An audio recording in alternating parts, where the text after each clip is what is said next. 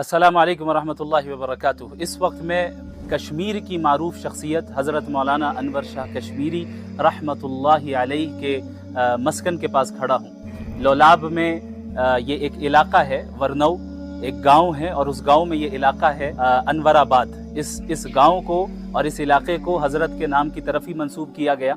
और इस वक्त जो आप मेरे सामने ये घर देख सकते हैं, ये जो कदीम सा घर नज़र आ रहा है, पुराना घर, ये दरअसल लोगों का कहना ऐसा है कि इस घर की निस्बत हज़रत की ही तरफ है। बाकी हकीकत हाल से अल्लाह रब्बुल आलमीन बेहतर वाकिफ़ है।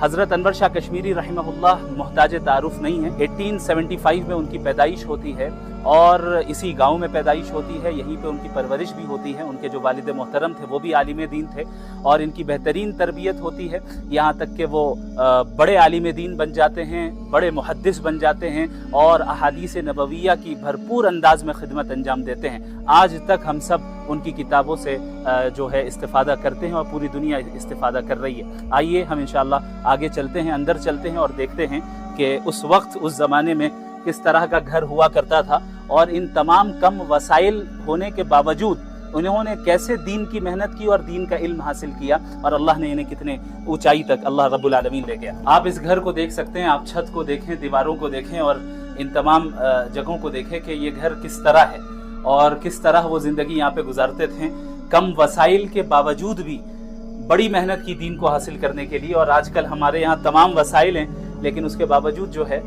हम कमी कोताही करते हैं दीन को हासिल करने में। और इस तरफ भी बाज़ कमरे मौजूद हैं और ये ऊपर का जो हिस्सा है छत की तरह है। बाज़ हज़रात का ये भी कहना है कि ये मकान दरअसल उनके भाई का है, लेकिन निस्बत उनकी तरफ हो गई।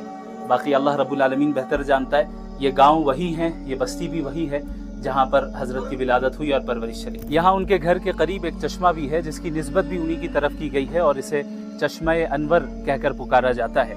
हज़रत रहमहुल्लाह का इंतकाल 1933 में होता है। अल्लाह रब्बुल आलमीन से हम दुआ गो हैं कि अल्लाह हज़रत के दरजात को बुलंद फरमाए और उनके इल्म से पूरी उम्मत को इस्तिफ़ादा करते रहने की तौफ़ीक़ अता फरमाए। जज़ाकुमुल्लाहु खैरन।